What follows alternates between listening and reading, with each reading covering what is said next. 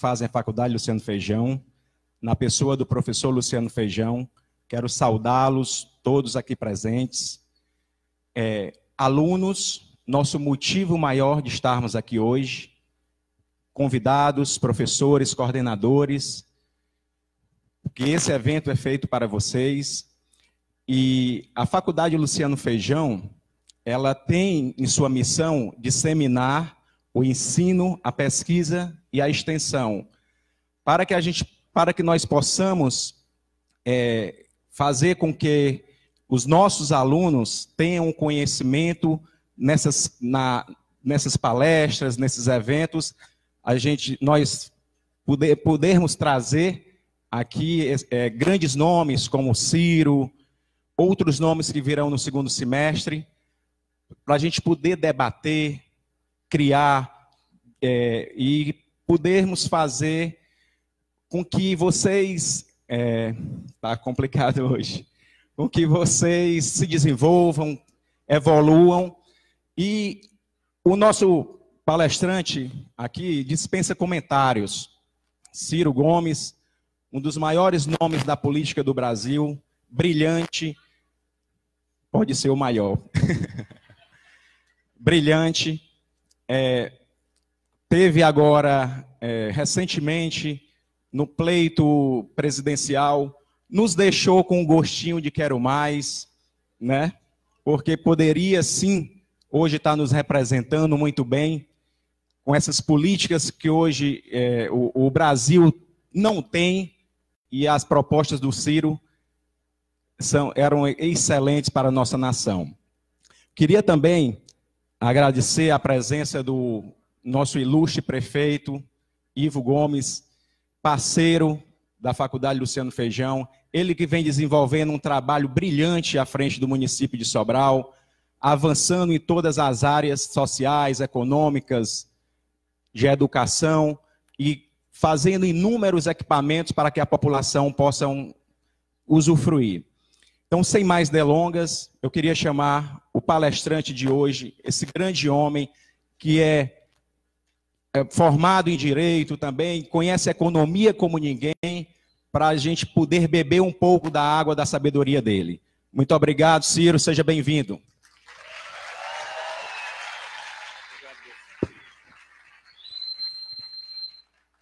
Muito obrigado, meu querido amigo Lúcio Feijão, que eu conheci neném, rigorosamente, lembro quando nasceu, e tenho muito orgulho de vê-lo crescendo e virar líder, não é, já pelo menos numa função de grande responsabilidade, numa instituição extraordinariamente meritocrática, da qual tenho muito orgulho, porque criação de um mestre meu inesquecível, meu professor, chanceler Luciano Feijão. Eu fui aluno dele, não é porque ele é velho, não, é porque ele muito novinho já era professor, rigoroso, né? E se eu algum domínio tenho, da matemática, que é a abertura para o raciocínio cartesiano, é ao chanceler Luciano Feijão que eu devo isso. Meus parabéns, professor, pela obra extraordinária. Eu quero cumprimentar o meu queridíssimo irmão, caçula, orgulho, nosso prefeito Ivo Gomes. Quero cumprimentar outro orgulho cearense de Sobral, que já foi ministro, já foi secretário de Estado e agora vai nos ajudar a derrotar as injustiças, da reforma da Previdência, o deputado federal Leônidas Cristino, dona Esther, dona Lili. Aí eu acho que eu devo fazer assim, e demais autoridades civis, militares e eclesiásticas, que a gente arremata tudo, não sem antes cumprimentar, deixa eu botar os óculos aqui, porque o nome é em alemão, cumprimentar o seu cônsul honorário, Wolfgang Kaiser. Muito bem-vindo a Sobral, a nossa terra. Eu sou daqui de Sobral. Sim, então, eu sou daqui e esse é o meu orgulho. Meu orgulho é ser de Sobral e vivo me exibindo por aí afora como sobralense. Lúcio, quanto tempo a gente bota o povo para cansar? Pode ser. Depois tem pergunta? Bom, combinado. Então você pode ficar tranquilo, eu vou bancar o professor aqui, rodar e tal. Veja bem, estão me pedindo para falar sobre uma coisa impossível para um não profeta, que é o futuro, né? Eu posso, entretanto, repartir consigo uma compreensão histórica do momento brasileiro, uma compreensão contemporânea de como é que as coisas do Brasil estão sendo tratadas, e daí nós tiraremos juntos algumas pistas, não é, para entendermos as ameaças e, quem sabe, as oportunidades que o nosso extraordinário país tem, mas que não está usufruindo, porque nós estamos em processo grave de retrocesso no nosso padrão civilizatório e nosso estágio de desenvolvimento. Para entender o Brasil, nós precisamos compreender quais são as premissas, o que é que explica o desenvolvimento daqueles países que o alcançaram de forma sustentada na história e na geografia contemporânea. Então, eu passei um período no estrangeiro estudando e, basicamente, eu queria me perguntar, será que existe alguma explicação, alguma premissa, algum traço comum entre os países que conseguem ter êxito civilizatório, desenvolvimento sustentado, a turma chama de primeiro mundo, não é? Eu não gosto muito dessa expressão, e a falta dessas premissas, o que é que explicaria o fracasso de outras tantas nações, ao mesmo tempo, muitas vezes com geografias semelhantes, como é o caso da geografia brasileira, tropical, como é a Austrália e a sofrida Nova Zelândia pelo episódio de hoje, de ontem, não é, que também vai a nossa solidariedade humana, que a humanidade está meio doente, ou fração dela está meio doente.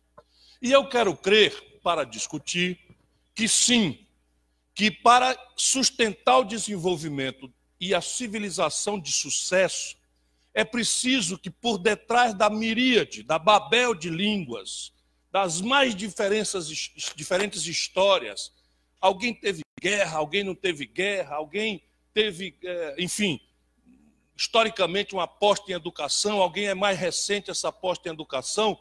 Então, o que é que está por trás das milhões de línguas, de dialetos que repartem a humanidade? Eu acho que há 3 fatores que explicam o sucesso daqueles países que o têm, e são 3 fatores onde o nosso país claudica. O Brasil padece da ausência desses 3 fatores, com maior ou menor intensidade em cada um deles. Primeiro fator, volto a dizer, não interessa a institucionalidade, a retórica, cada país tem seu desenho, cada país tem sua manha, cada país tem sua cultura, mas é invariável que todos os países que historicamente sustentaram o desenvolvimento, ou que hoje estão afrontando a atenção da humanidade com a explosão de desenvolvimento, o episódio chinês é o mais eloquente, por detrás disso há 3 fatores.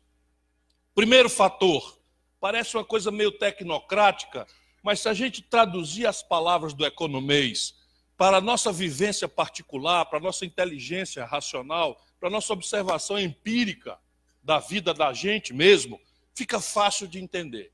Primeira coluna, mestre a explicar o desenvolvimento de quem o tem, e faltando esta coluna, começa a se entender por que não se desenvolve um país. Alto nível de poupança doméstica. Ou seja, isso é como os economistas chamam, ou podem chamar de formação bruta de capital. Como nós não estamos obrigados ao jargão do economês, vamos ao prático. Quanto é que o país produz, quanto é que ele consome por ano e o que é que sobra? Essa sobrinha aí, ou menor, ou maior, ou média, é o que sobra para financiar o investimento, a formação bruta de capital. Todos os países que sustentam o desenvolvimento têm uma tradição de alto nível de poupança doméstica, ou seja, quem financia desenvolvimento é o capital que se produz em casa.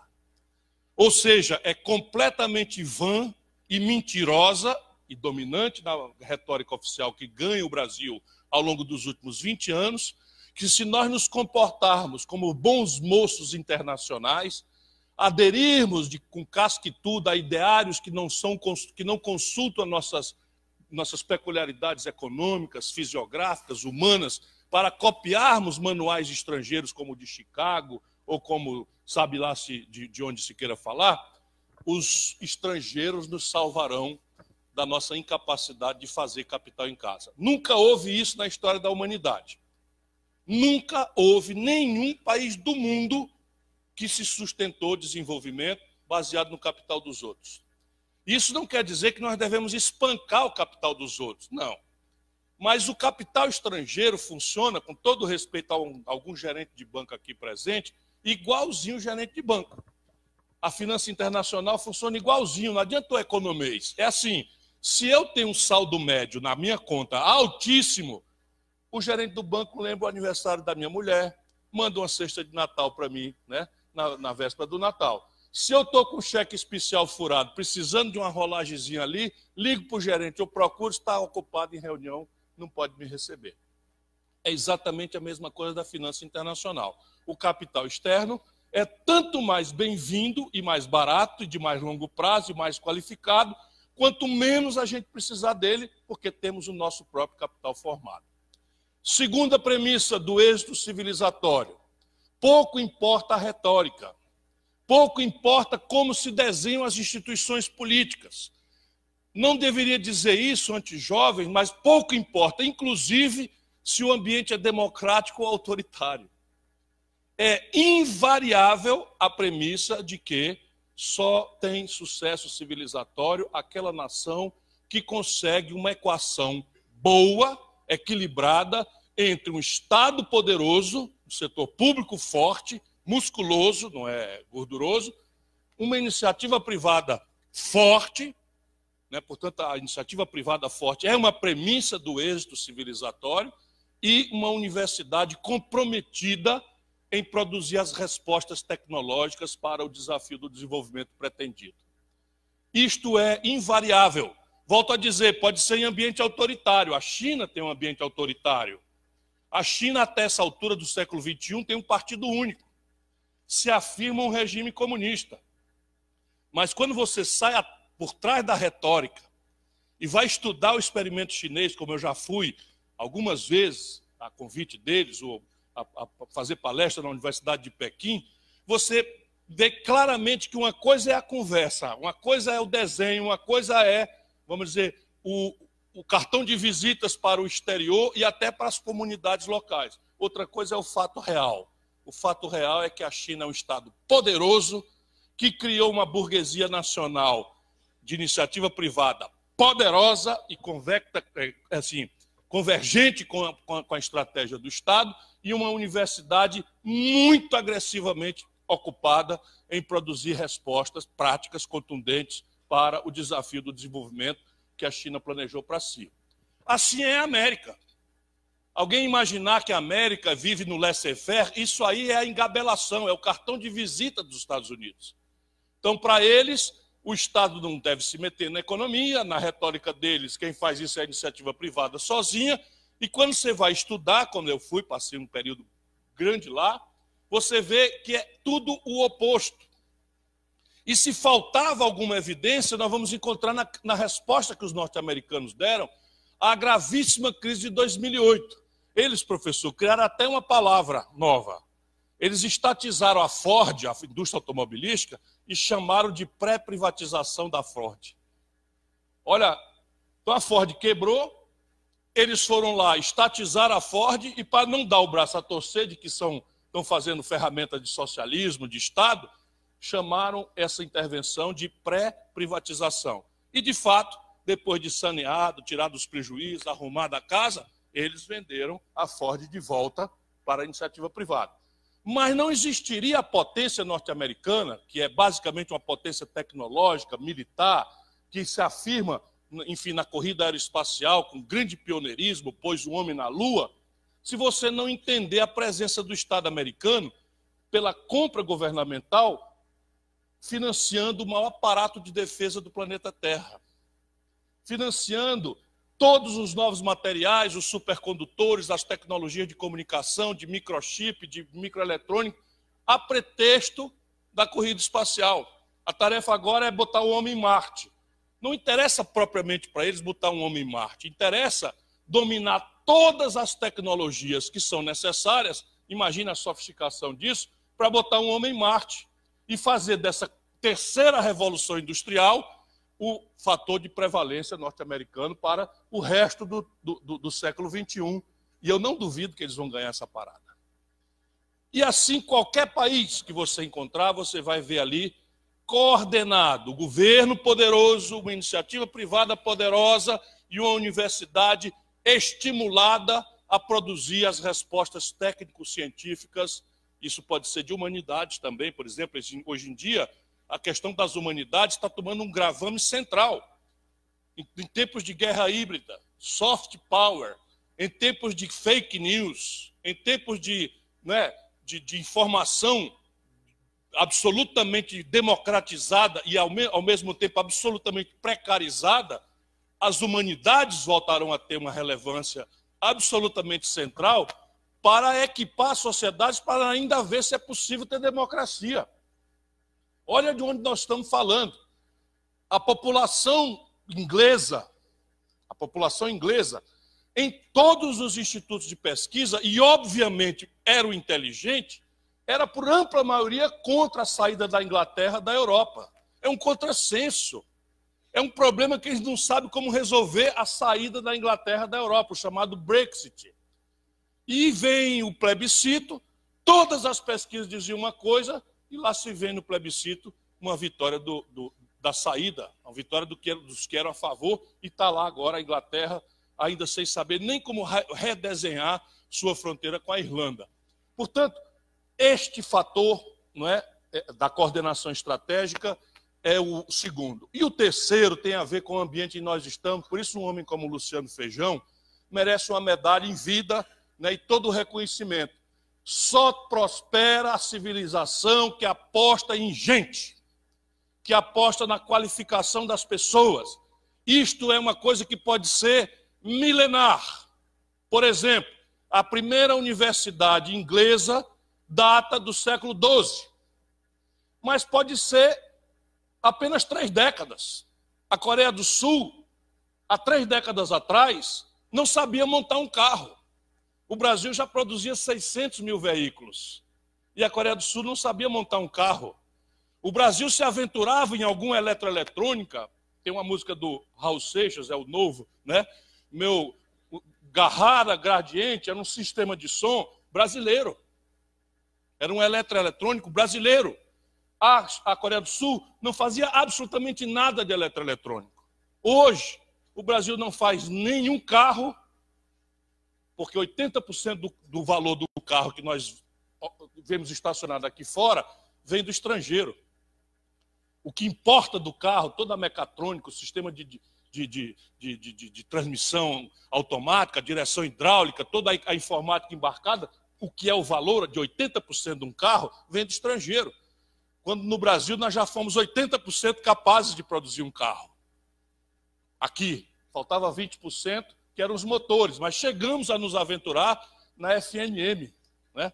Aí é o professor e eu que lembramos mais ninguém, né? Porque todo mundo muito jovem.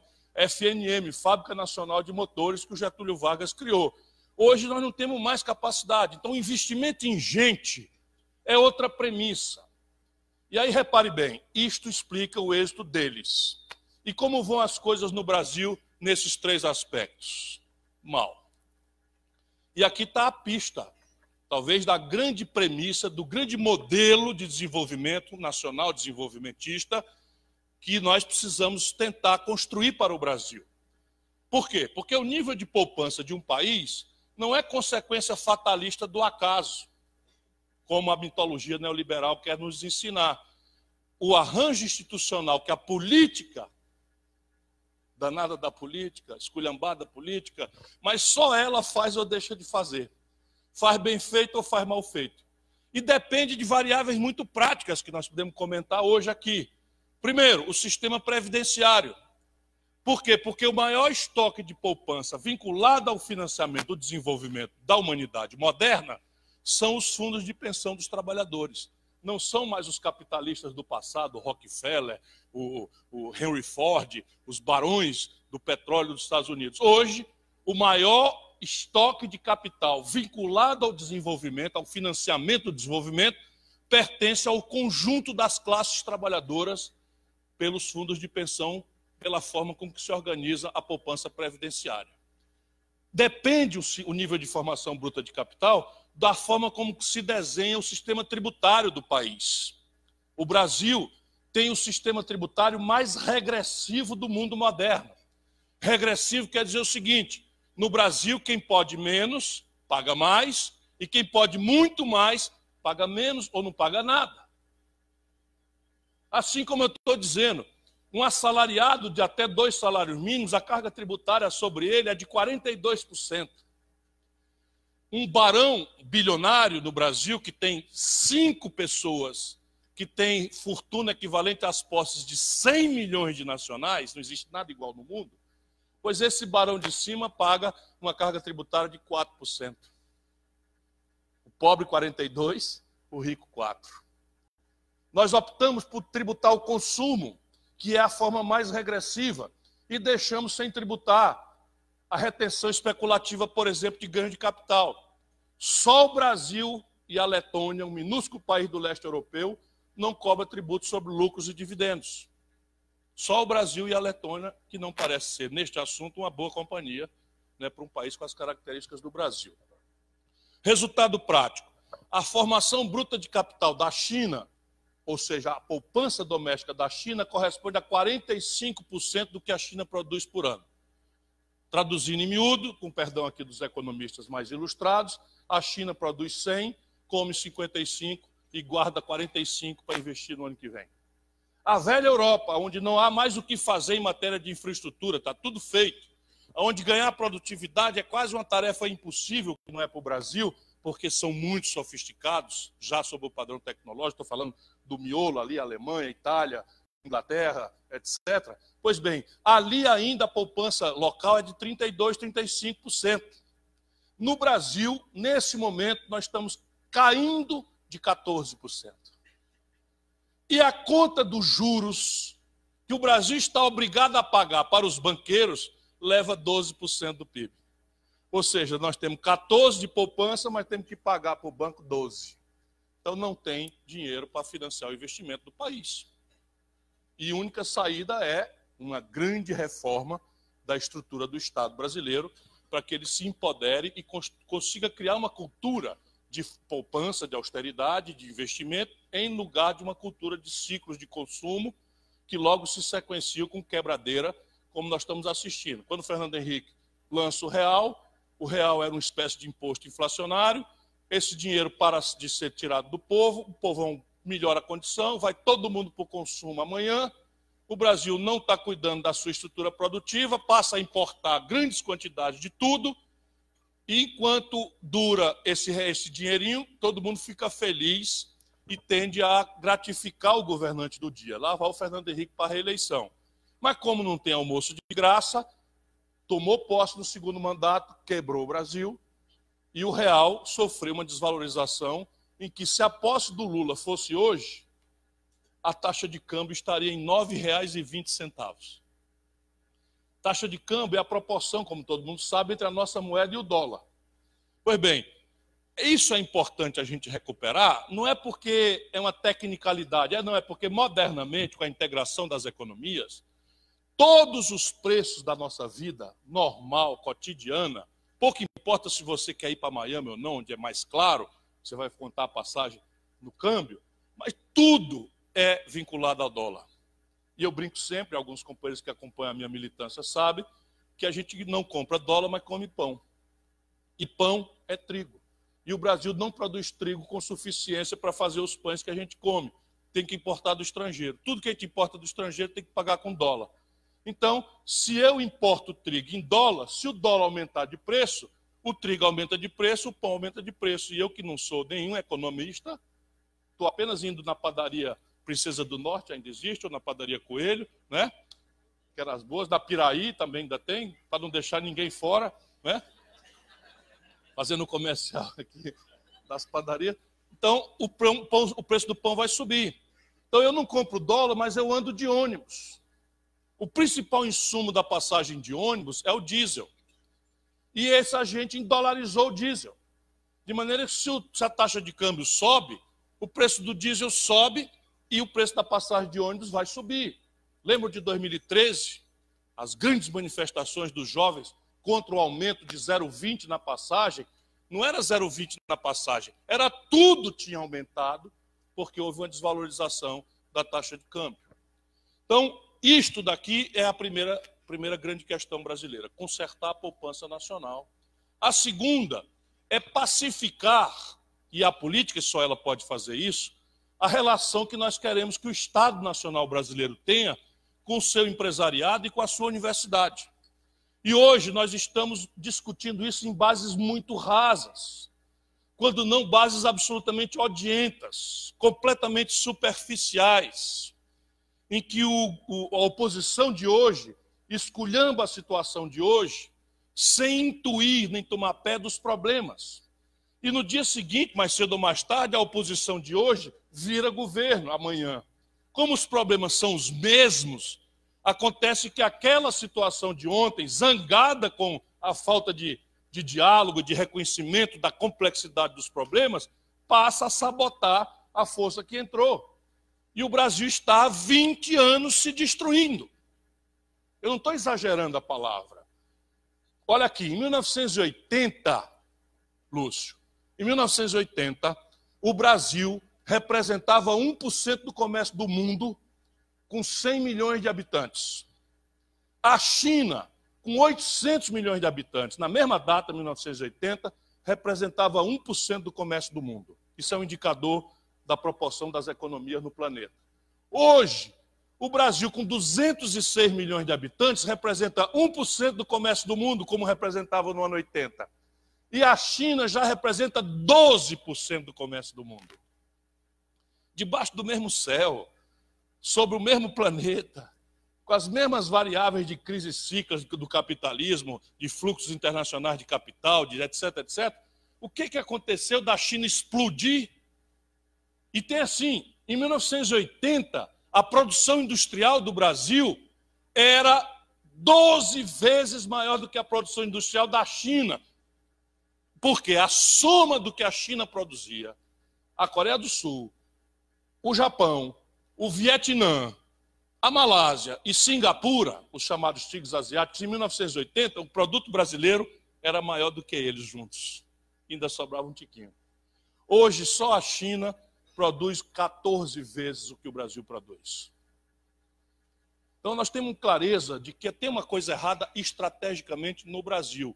E uma dessas questões é a absoluta zorra, a absoluta confusão, a absoluta falta de capacidade do estamento político nacional de dialogar sobre a realidade.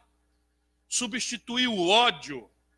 E o ódio é assim: a Dilma se elege, o Aécio nega reconhecer a eleição da Dilma.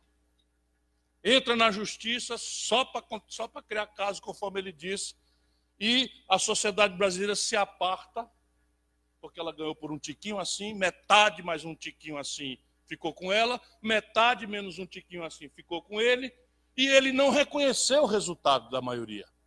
Resultado, a sociedade se divide, se aparta, e nós entramos numa crise que acabou dando no impedimento, que tem todas as características de golpe de Estado, de soft power. Não é mais a sargentada do passado, mas agora é feita via a manipulação das debilidades das instituições democráticas e da própria sociedade civil desagregada como estamos. 4 aninhos se passam, o Bolsonaro, que não é do meu gosto, mas nem de longe, né? Mas nem de longe mesmo. Porém, parece que não é do de vocês também. Eu já sabia, eu já desconfiava, mas voltemos ao raciocínio. Voltemos ao raciocínio. O Bolsonaro, que nenhum de nós, ou poucos de nós, gostamos, o Bolsonaro foi eleito por 57 milhões de irmãos nossos, tão brasileiros quanto nós, tão respeitáveis quanto nós. Tanto mais para mim, que pedi o voto dessas pessoas. Eu fui candidato, eu não sou um poeta do ramo. E eles preferiram o outro. Qual é o papel de um democrata que disputa a preferência popular, perde a maioria para outro? Na minha opinião, meus parabéns ao vitorioso, tenha muito boa sorte, faça o melhor que você puder pelo meu país, eu vou botar a viola no saco um período, depois saio para lhe cobrar suas promessas, vigiar suas contradições, denunciar suas mazelas, porque esse é o papel de uma oposição democrática. O que é que faz o PT que esculhambou o Aécio, que negou legitimidade à vitória da Dilma? Não vai à posse do Bolsonaro. Quem dá posse ao presidente eleito é o Congresso Nacional. A direção nacional do PT retirou a bancada do ato de posse do presidente da República eleito. E assim, 4 dias depois, foi para a Venezuela a posse do Maduro, que é um presidente contestado pela metade do planeta Terra e que está afundando a Venezuela, embora também haja ali uma oposição muito salafrária, e é um problema grave. E isto produz esse quadro de desagregação em que o ódio substitui a reflexão. O ódio, o antagonismo, a destruição do diferente é que está produzindo esse esgarçamento do tecido nacional brasileiro ante problemas que exigem uma profunda tolerância e um profundo diálogo, porque os nossos problemas são muito graves e estão em processo de agravamento. Portanto, coordenar Estado, empresas e universidade, entrar numa dinâmica de elevar a formação bruta de capital, nos traz também a questão de apostar em gente e qualificar o processo político. Agora falo do futuro, não, falo do contemporâneo. Isso é a raiz do nosso problema, mas isso não aconteceu ontem, vem acontecendo desde os anos 80, quando nós colapsamos um velho modelo que teve muito sucesso e que fez do Brasil sair do zero para virar a 15ª economia industrial do planeta Terra. Saibam disso, os jovens especialmente, que estão aí desanimando, que estão com medo, que estão descrentes, que estão todo dia sendo massacrados por más notícias, por desesperança. Não há defeito genético na nação brasileira. O Brasil, entre 1950 e 1980, quando se ordenou ao redor de um projeto nacional, foi a economia do mundo capitalista que mais velozmente, mais sofisticadamente cresceu no mundo. Nós saímos do zero, literalmente, e viramos a 15ª economia industrial do planeta Terra, a ponto de termos aqueles números extraordinariamente maiores do que toda a Ásia recém-industrializada a partir do pioneirismo do Japão, que houvera sido destruído na Segunda Guerra Mundial. Porém, quando este modelo velho morreu, e a gente pode especular sobre essa morte e tal, acho que eu já conversei sobre isso aqui em Sobral algumas vezes, nós chegamos à situação do tempo presente. Então, hoje, o Brasil está com a seguinte situação prática. 14 milhões de brasileiros estão desempregados. 32 milhões de brasileiros estão na informalidade, sem contribuir para a Previdência e tendo algum direito contra a Previdência pela prodigalidade com que o Constituinte de 88 generosamente anunciou, né, que todo mundo tinha direito a algum acesso incondicional, por exemplo, do benefício de prestação continuada, que é de acesso incondicional, contribuiu ou não contribuiu. O Brasil tem hoje 63 milhões de pessoas com nome sujo no SPC. Portanto, você, eventualmente, que esteja com o nome no SPC, saia da humilhação, você não é culpado disso. Isso é um problema macroeconômico.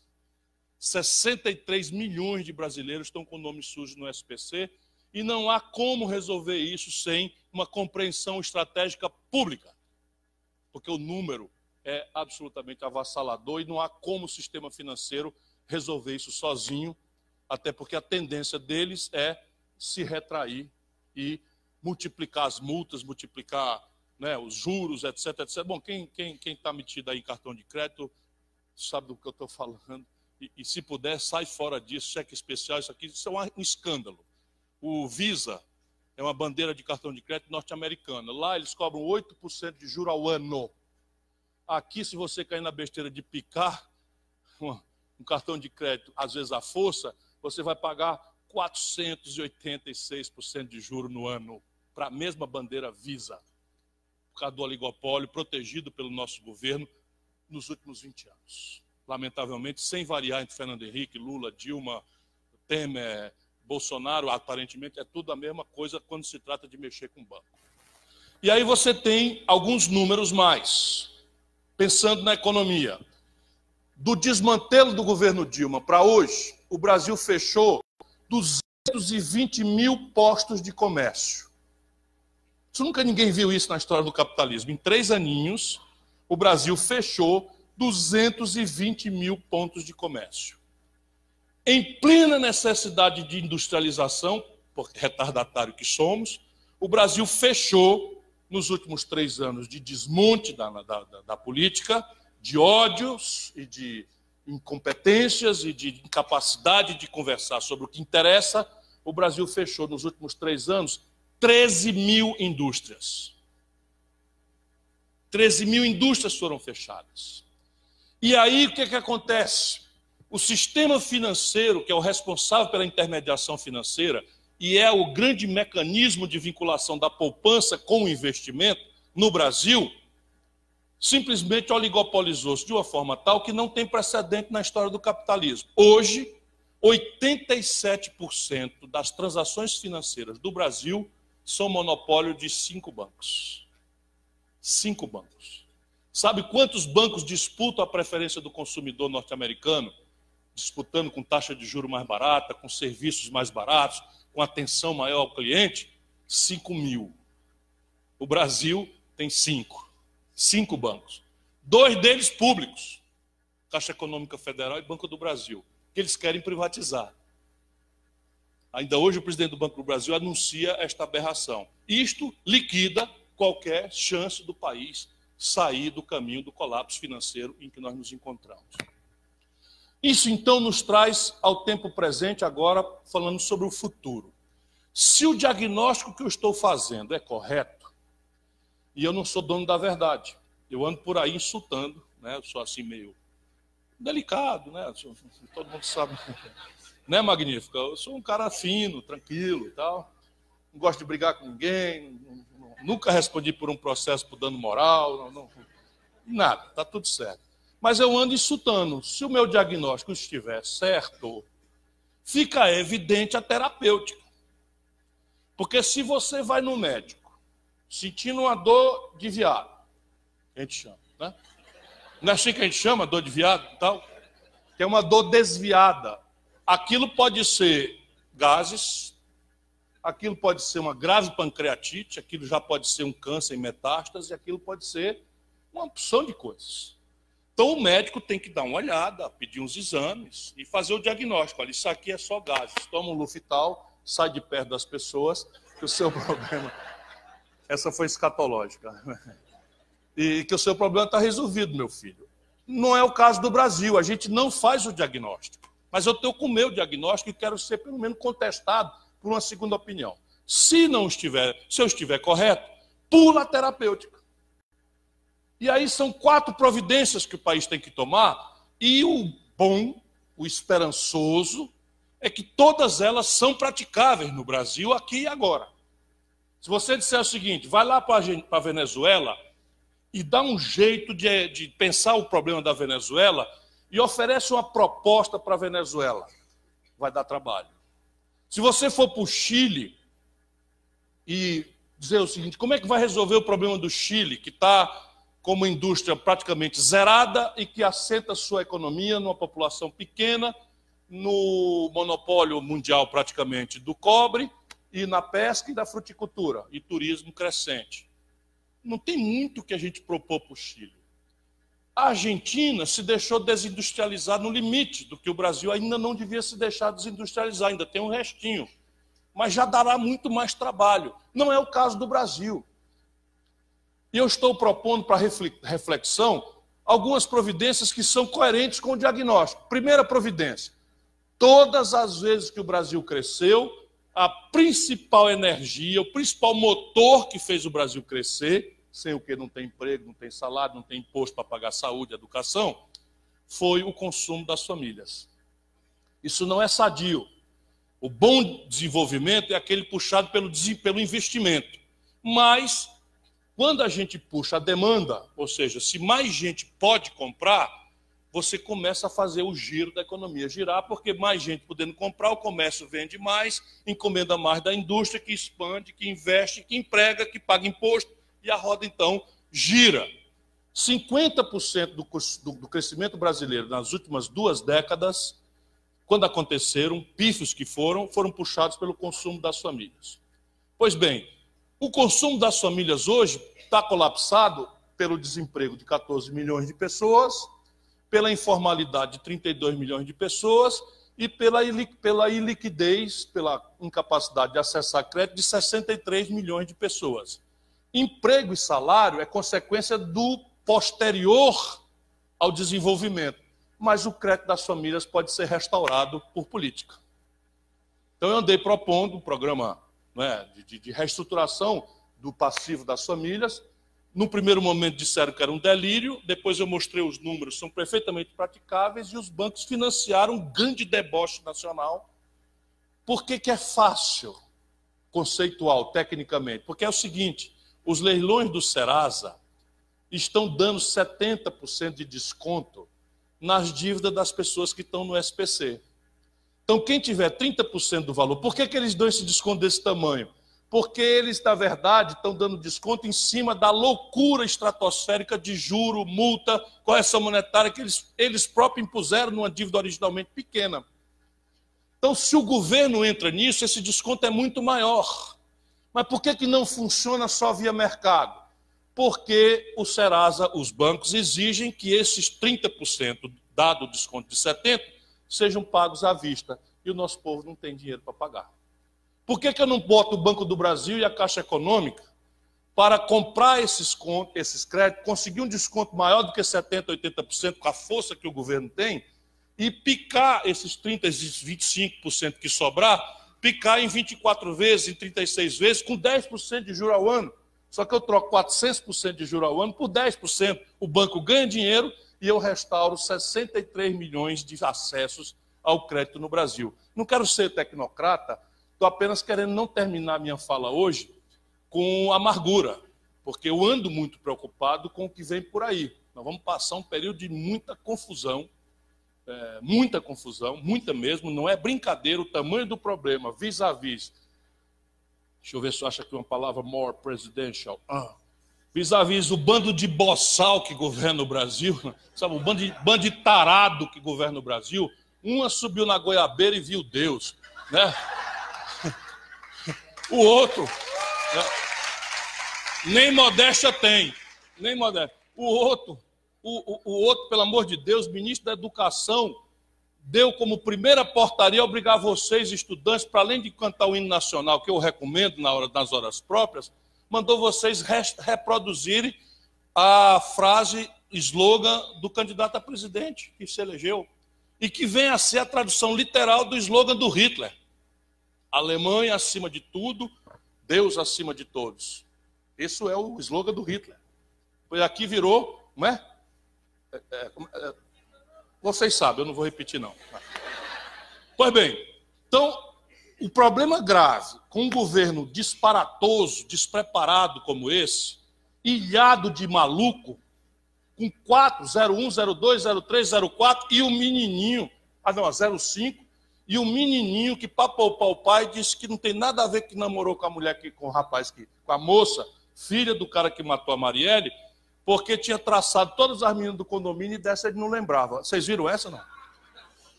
Porra, o cara já passou isso para um menininho, porque é o 04, né? É o 04. O 01 diz que... Não, é o 03 que... né? Que foi, Gisele? Que foi, Gisele? A Gisele ali. Não, sabe, a gente tem que desmoralizar esses machões com fuzil na mão. Isso é um problema fálico, eu não tenho a menor dúvida. O camarada que não se garante, sabe, não consegue se garantir, precisa de um artefato que tenha a lembrança fálica, que é a arma, para se pintar de macho, que não é. Então, se está zangado, 01, 02, 03, Bolsonaro picareta, vamos brigar, vamos conversar.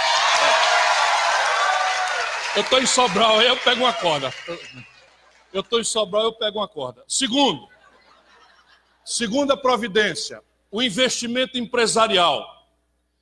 20 anos de juros, sem precedente na história do capitalismo mundial, levaram o sistema privado brasileiro ao colapso do crédito. O que é que eu estou querendo dizer? Hoje, o empresariado brasileiro está devendo 3 trilhões de reais ao sistema financeiro. Como os juros são muito altos, multas, etc., 600 bilhões de reais desses 3 trilhões já caminham aceleradamente para crédito de recuperação duvidosa.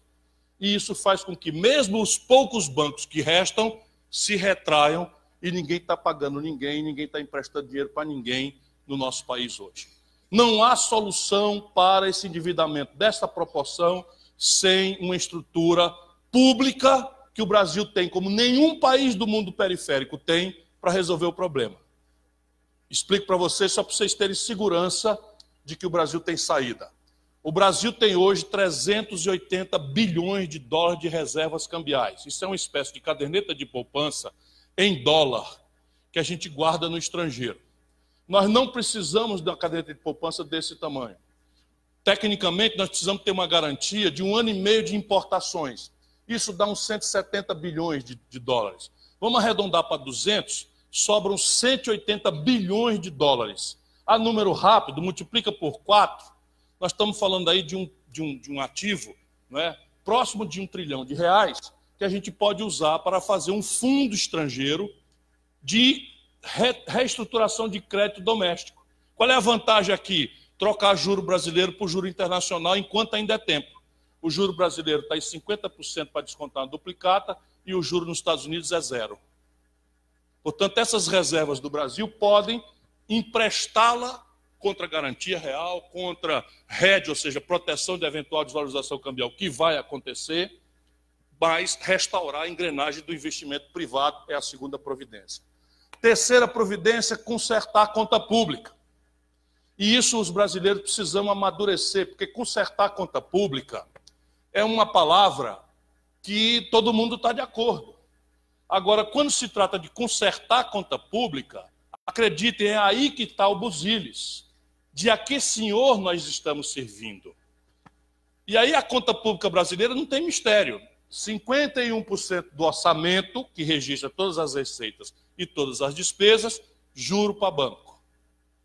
25% de todas as despesas orçamentárias, previdência social. Portanto, 51 mais 25, 76%, sobra 24% para tudo o mais. Educação, saúde, segurança, cultura, ciência, tecnologia, etc, etc, etc. E estamos com o menor volume de investimento desde a Segunda Guerra Mundial. Não é que antes a gente investia mais, é que antes não tinha essa estatística. Então é o pior volume de investimento da história brasileira. Nós estamos investindo 1,34% do PIB a preço do ano passado. Esse ano vai piorar, pelo que nós já estamos vendo acontecer. Resultado prático, nós temos que consertar essa conta. E o Brasil, sem investir nada, está com um déficit de 120, 130 bilhões de reais. E aí, quem é conservador quer fazer o ajuste da conta deprimindo a despesa sobre as classes mais fragilizadas politicamente. Então, vem uma reforma da Previdência que desconsidera os privilégios e senta o pé no trabalhador humilde. Igualando, por exemplo, a idade mínima de uma mulher trabalhadora rural do semiárido do Nordeste a um homem de trabalho intelectual no ar-condicionado de Fortaleza. Isso é razoável? Quem como nós conhece, eu conheço com a minha alma. Eu cresci aqui, indo ao Barriga, vizinha à fazenda do professor Luciano, indo a Santa Quitéria, indo ao São Vicente. Eu conheço todo o sertão do Ceará, todo, conheço todo. Uma mulher de 35 anos aqui, que é obrigada a ir para a agricultura, ela tem a pele completamente já prejudicada pelo sol inclemente. Quando você olha a mão de uma jovem de 25, 30, 40 anos, se ela estiver na vida rural, está com a mão toda ferida, calejada e áspera. E essa gente quer igualar a previdência social de uma mulher com essa característica, com essa regionalidade, a um trabalho intelectual feito no ar-condicionado. Isso não é razoável, mas revela a que senhor nós queremos servir. Por exemplo, tudo que se economizará por ano atacando professores, policiais, né, pessoas que trabalham em condição insalubre, pessoas que trabalham em condição de periculosidade pela inerência da profissão, dá para resolver, por exemplo, com a introdução entre nós de um imposto sobre heranças e doações, ou sobre um tributo sobre lucros e dividendos. Então esqueça quem tem um patrimônio de 2 milhões de reais e deixa livre. 1% da população brasileira tem patrimônio acima de 2 milhões de reais. Dá para arrecadar 70 bilhões de reais por ano. O imposto sobre lucros e dividendos, só o Brasil e a Estônia não cobram. O imposto cobrado no Brasil, moderadamente, daria mais 70 bilhões. Lá se vai a reforma da Previdência resolvida em cima dos 2% mais ricos do país. Não que a gente não precise discutir as perversões da Previdência, porque, de fato, nós precisamos discutir. Nós estamos envelhecendo, a informalidade aumentou muito, a robótica, a automação, tudo isso está subtraindo emprego, e a gente precisa discutir como é que vai financiar a Previdência do futuro. Portanto, não temos que ter medo de discutir a reforma da Previdência, mas temos que discutir a equidade disso, a justiça disso, quem deve pagar mais e quem deve pagar menos. Os militares, tem 8 generais ministros do Bolsonaro, por isso que eu estou trazendo esse exemplo a lume. Eles merecem todo o respeito da sociedade brasileira, eu tenho. Porém, os militares, que são uma categoria à parte, muito peculiar, etc., etc., os militares levam 47 bilhões de reais por ano de Previdência Social e recolhem 3 bilhões. Tem um buraco de 44 bilhões de reais no regime especial dos militares na Previdência. Estão prometendo que vão mexer, mas está igual aquela história da gente andar com a mãe da gente pequeno no centro, o cara diz assim, mãe, compra aquele bilhete que diz assim, na volta a gente compra. E aí volta pelo outro quarteirão e a gente esquece. Está do mesmo jeito essa turma do Bolsonaro aí. Então, consertar a conta brasileira é um imperativo. É o terceiro, Quarto, e com isso eu concluo, me ofereço a responder questionamentos que por acaso quiserem me fazer, com todo carinho e amor. O Brasil aceitou passivamente o mito neoliberal. Resultado, nos últimos 20 anos, nós nos desindustrializamos como nenhum país da história do capitalismo mundial. O Brasil já teve, em 1980, quase um quarto da sua riqueza tirada da indústria. Hoje, isso caiu para 11%. Então, nós estamos destruindo indústrias e estamos alimentando a ilusão de que vamos pagar a nossa conta de aspiração de consumo moderno, as fibras das roupas, toda a ótica dos óculos e das fotografias, toda a microeletrônica dos celulares e smartphones, toda a química fina dos remédios e os meios de diagnóstico médico, 80% do valor de um carro, tudo isso hoje é importado no Brasil. Se você vai comprar um Cibazol, é o novo, a química fina é importada. E aí a ilusão é de que nós vamos pagar isso com soja bruta, milho, feijão, carne de bode e proteína animal. Essa conta não fecha. Tanto mais se a política externa do país, loucamente, resolve insultar a China, de graça, que é nosso maior comprador, na hora que a China está numa grande pinimba comercial com os americanos. Resultado, a China abriu mão do regime de preferências comerciais para o Brasil e vai comprar soja dos Estados Unidos. Nós vamos tomar um tombo de 30 bilhões de dólares esse ano. A soja já despencou de preço.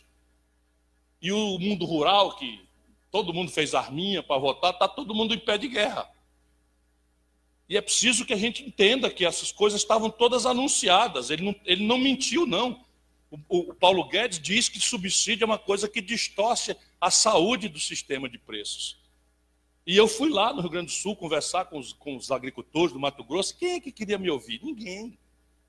Me respeitam e tal, mas ninguém quer ouvir. O Brasil, simplesmente, depois de quase 20 anos de uma lei antidumping que restringiu a importação de leite europeu, que é fortemente subsidiado pelo governo europeu para nós desenvolvemos uma bacia leiteira, que até um pedacinho dela tem aqui em Sobral. Mas nós temos hoje ao redor de 500 mil pequenos produtores de leite no Brasil. Ninguém está reclamando de preço exorbitante de leite, não saiu. Quem saiu agora de coisa foi o feijão, o leite está se comportando. Não há desabastecimento. E, de repente, nos primeiros dias de governo Bolsonaro, sem ninguém saber por quê, nem como, eu desconfio, porque conheço Brasília, isso foi toco, né? Revogaram o antidumping.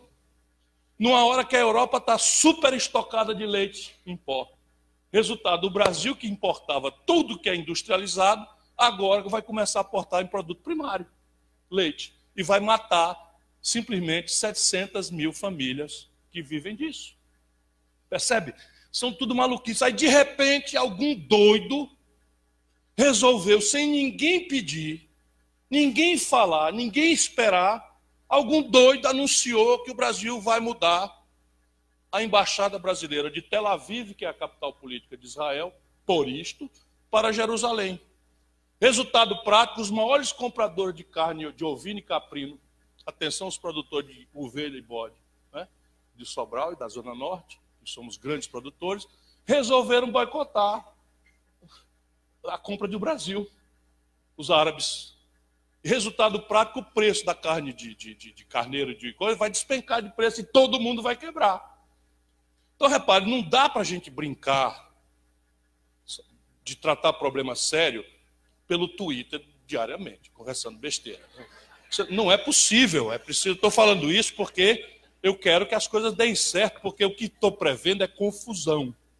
Então, o Brasil precisa, para terminar, celebrar novamente uma política industrial e de comércio exterior.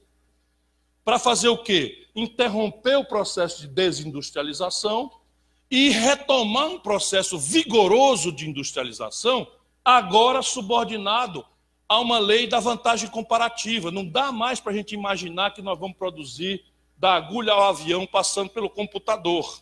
Mas o Brasil é um de 8 países do mundo que sabe fazer um avião.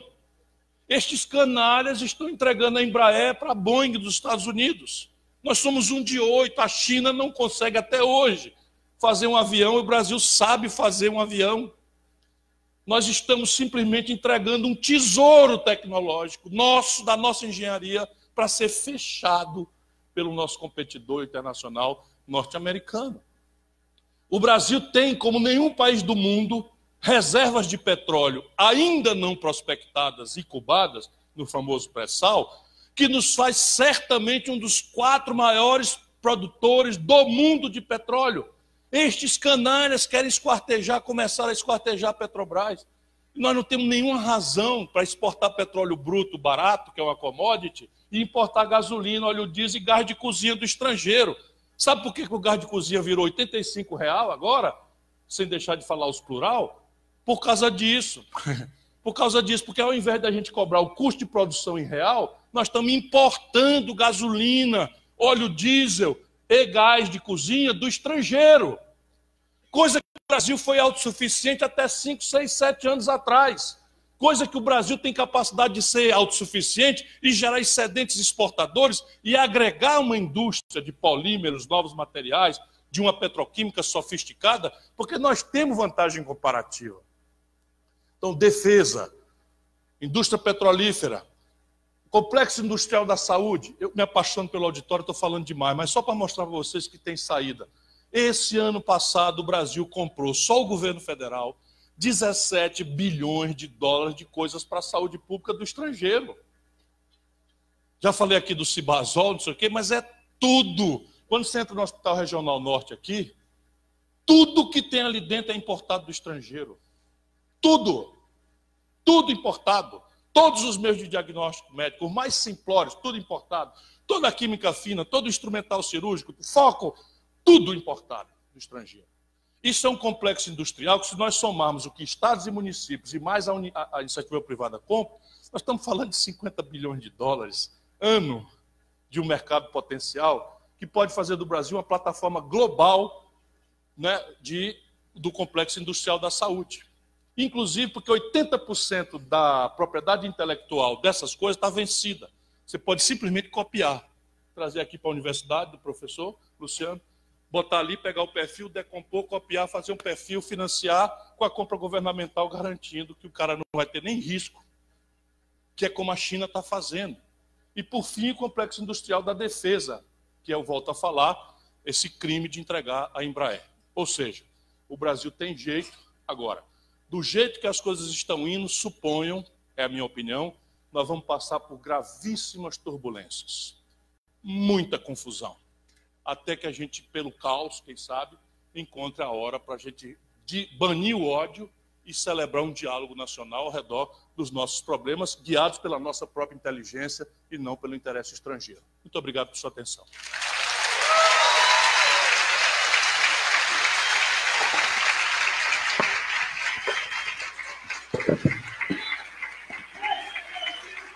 Em nome da chancelaria e da direção geral da Faculdade Santo Feijão, queremos, portanto, agradecer as contribuições do Dr. Ciro Gomes.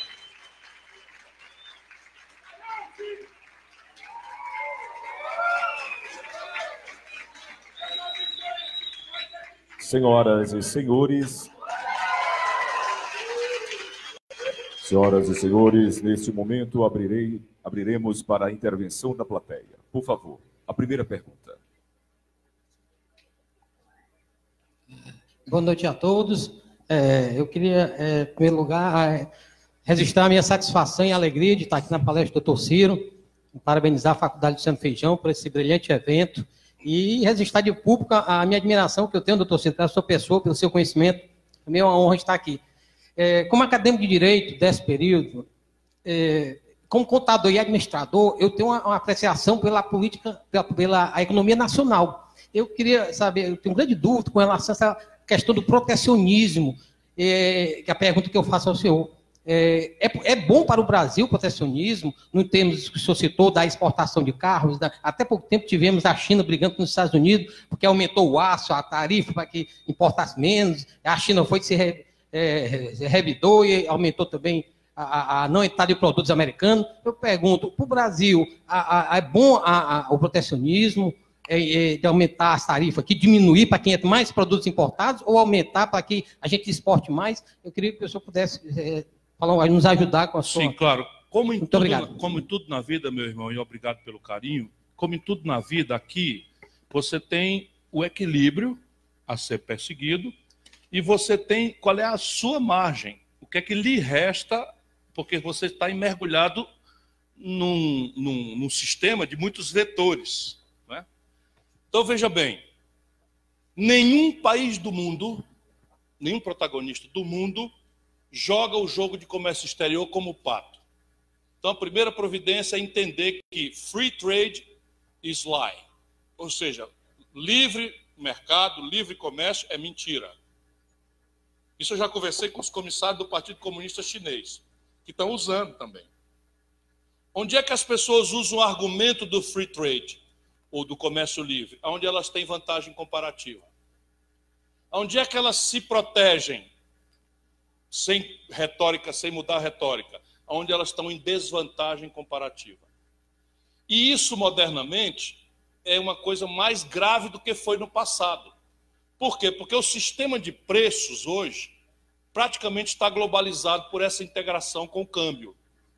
Por mais, eu tentei explicar aqui, por mais que você não compre dólar, você toma remédio. E o remédio, a química fina importada, paga em dólar, então o preço do remédio, mais cedo ou mais tarde, vai variar conforme a taxa de câmbio varia. Normalmente só para cima, mas em alguns setores mais competitivos, volta também, dá para trás também.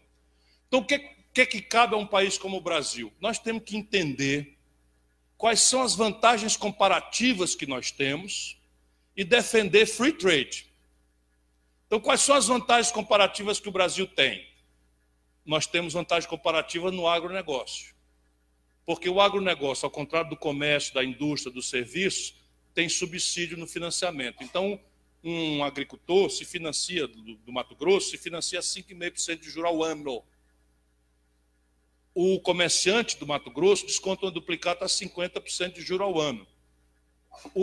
A tecnologia brasileira é ponta mundial. Nunca existiu soja em cerrado. A Embrapa, que é uma estatal brasileira, que reuniu a inteligência científica brasileira, desenvolveu, contra a opinião de toda a opinião pública internacional, a variável de soja que dá no cerrado, que é uma espécie de deserto. Parece o carrasco da Serra Grande, para quem conhece, né? Aquele terreno arenoso, pobre, né? Que tem os cupins ali, porque é um terreno muito fraco, muito frágil. Então, nós devemos defender comércio livre para isso. Aí, nós estamos estávamos em plena negociação com a Europa, exigindo da Europa livre comércio. Mas a França veta. Por quê? Porque a França tem no seu elemento, vamos dizer, constitutivo cultural, mais do que econômico, a pequena propriedade rural. De maneira que hoje o subsídio que o governo francês paga a um produtor por uma vaca é maior do que o per capita que o governo francês paga por uma criança na sua creche. E olha que a creche de lá é primeiríssima. Mas é tão grave a importância que eles dão que a vaca francesa hoje recebe do governo fazendeiro para criá-la um subsídio maior do que o governo francês gasta per capita com criança em creche. Então a França não vai aceitar free trade com o Brasil, porque nós esmagaríamos a pecuária, a pequena agricultura deles com a nossa escala, com a nossa tecnologia sofisticada, com a nossa produtividade sofisticada. O que é que os americanos estão brigando com a China? Exatamente vantagem comparativa. Então, os americanos têm um atenuante. Qual é? O dólar, que só eles têm. Então, o americano pega um papel, pinta de verde e compra qualquer coisa que ele quiser comprar do mundo. E quanto ele imita, não interessa, porque no efeito inflacionário, porque o dólar virou termo de troca internacional e reserva de valor. Por exemplo, todos os 6 trilhões de dólares de reserva da China estão em títulos americanos. Os 380 bilhões de dólares das reservas brasileiras estão no dólar americano. Portanto, se o dólar for para o saco, se desmoralizar, for inflacionado, todos os países perdem suas reservas. E os americanos reinam nisso. Ainda assim, o Trump está fazendo essa guerra comercial pesada na área industrial e na área tecnológica, propriedade intelectual. Então, os americanos saturaram de ver o capitalista americano buscar condições, vantagens comparativas de mão de obra barata no Vietnã para produzir confecção e não ter emprego lá. E aí o Trump conseguiu ganhar a eleição com esse discurso. O outro aqui é um palhaço que imita, mas não tem nenhuma ideia, né, do que de fato está acontecendo. Então, na prática é o seguinte, o discurso, comércio livre, a prática, aonde você tiver vantagem comparativa, é comércio livre de vera. Aonde você tem desvantagem comparativa, sai de banda, dá o quinal, né? Inventa outra coisa, fala uma palavra diferente, inventa um argumento de segurança alimentar ou de identidade cultural nacional e vai atravessando. É a vida cruel.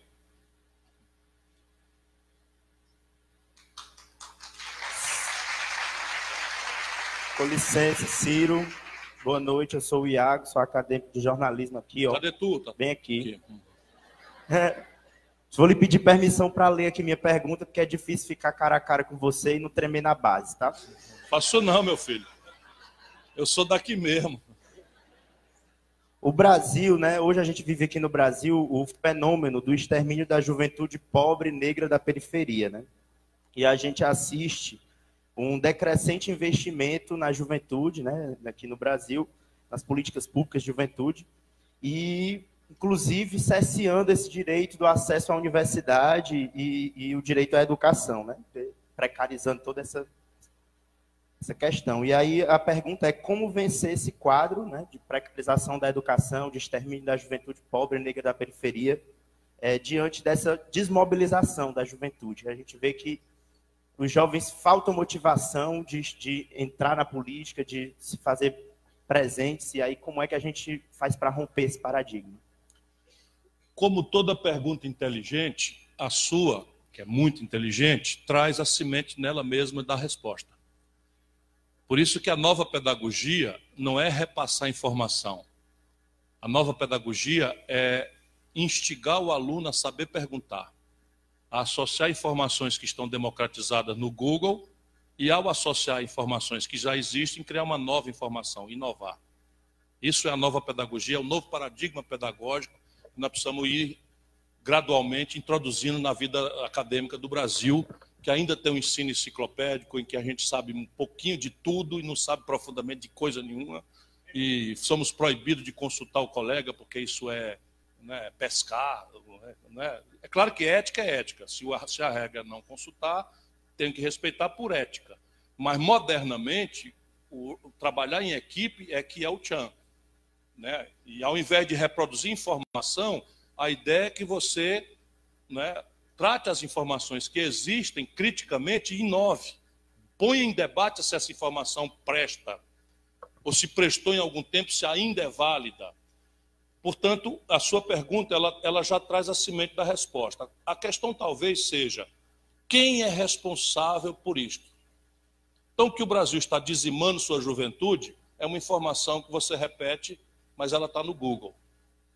Né? Nós temos uma população carcerária de 760 mil pessoas, 70% são jovens negros pobres da periferia, que foram presos portando minúsculas quantidades de droga e que se envolveram em crimes sem violência. E ao entrarem no presídio, são obrigados ao ferro no queixo de se filiarem a uma facção criminosa, dessas que aterrorizaram o Ceará recentemente, não é? E que reinam no Brasil, não é? Ante a absoluta impunidade das autoridades e ante nenhuma inovação institucional. Felizmente, para não dizer que não falei de flores, o governo Bolsonaro transferiu a cabeça do PCC de São Paulo para presídios federais. Isto é um elogio que eu quero fazer, porque eu estou acompanhando, e isso era o que tinha que ser feito. Mas há mais de 20 anos que o tal Marcola está preso, mandando e desmandando de dentro da cadeia, ante a cobertura das autoridades de São Paulo. O governo Bolsonaro transferiu nos primeiros dias, e isso eu aplaudo, que era o que tinha que ser feito.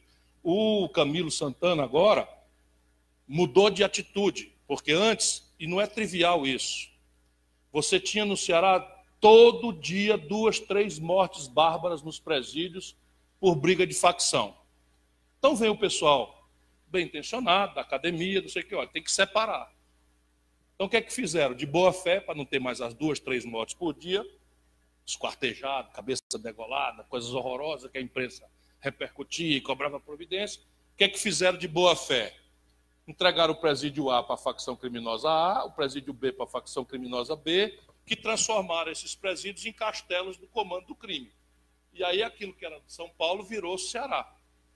Com a percepção de que isso estava errado, o Camilo, aliás, começa com o Cid, isso não é um erro, porque tinha um jeito de fazer certo, isso tudo é novo, resolveram agora, corretamente, que era a minha opinião já antiga, acabar com essa segregação, pegar as cabeças tudinho, mandar para fora e prender todos os transmissores de ordem e isolar a comunicação do comando da casa. Sabe o que aconteceu? Além de termos ganho a batalha contra aquela onda de terror, fevereiro foi o menor volume de homicídios da história do Ceará nos últimos 15 anos. Sobral entrou nessa tendência. Foi a menor quantidade de homicídios dos últimos 12 anos. Por quê? Porque o comando era de dentro da cadeia e os generais comandando os sargentos da coisa, disputando território pela briga do tráfico de droga. Então, isto daí, só para lhe provocar e para aproveitar a sua pergunta inteligente, todo mundo já sabe. Agora a questão é, o que fazer e quem é o responsável? Perplexidades. É o mercado, é o laissez-faire, é o espontaneísmo empresarial que pode contribuir.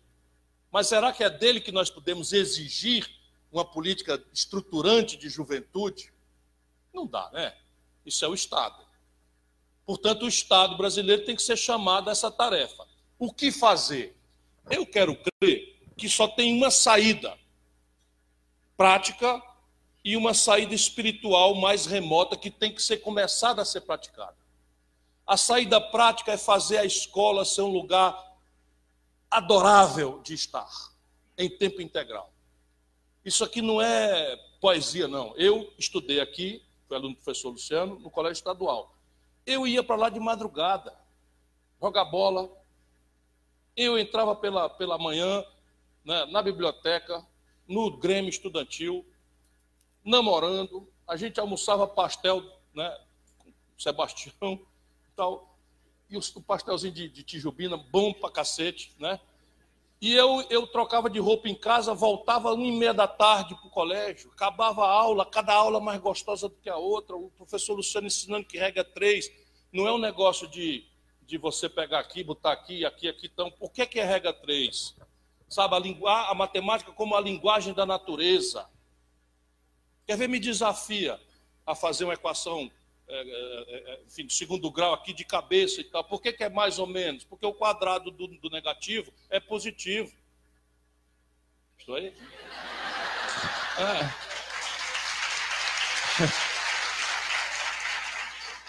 Percebe? Então, a única saída é fazer... Isso eu já tive, e agora essas escolas de tempo integral que estão sendo experimentadas no Ceará estão cumprindo essa tarefa. Nós estamos com 5% de evasão quando no Brasil passa de 30% a evasão no segundo grau. Então, isto é a saída imediata. Escola gostosa, boa de ficar o dia inteiro lá dentro. Que prepare para a vida, para além do beabá, da ciência, das letras, etc, etc. Entretanto, aí um problema da humanidade, essa meninada que entrou nessa coisa de Suzano e tal, isso é um problema mais profundo. E eu tenho repetido quase a conta da chatice. É que nós hoje vivenciamos um vazio existencial e a vida perdeu sentido. A vida perdeu sentido para o jovem. O jovem não é um filósofo que fica pensando no sentido da vida. Ele acorda e sente um vazio. Ele sente uma angústia existencial quando não o medo, a depressão, quando não... Né, o medo talvez seja o sentimento dominante. Por quê? E a frustração. Porque na minha geração, para agora, transitou o ambiente onde se busca a felicidade. Nós estamos na vida buscando ser felizes. Às vezes a gente é consciente disso, às vezes não é. A gente simplesmente acorda e vai atrás de ser feliz, né? de viver satisfeito, de ter alegria. Este é o sentido da vida, buscar o prêmio do estar vivo, né? A minha geração buscava isso no ambiente espiritual, não estou falando de religião, no ambiente subjetivo, ou seja, a insurgência revolucionária na política, o romantismo, a poesia. Cara, nós saímos para fazer serenata aqui, é muito pitoresco eu contar isso. A gente levava um gravador, um cassete, com pilha, mas a gente sabia que na terceira serenata, porque a gente ia fazer da turma toda, a pilha ia começar a fazer a fita. A música saía meio do Roberto Carlos, saía meio rouca. A gente levava um gato para afilar a energia da casa do futuro sogro, né? Então, chegava na casa do Nogueira Borges, que era a Rosinha, minha namorada, botava ali dentro e o cassetezinho ali né?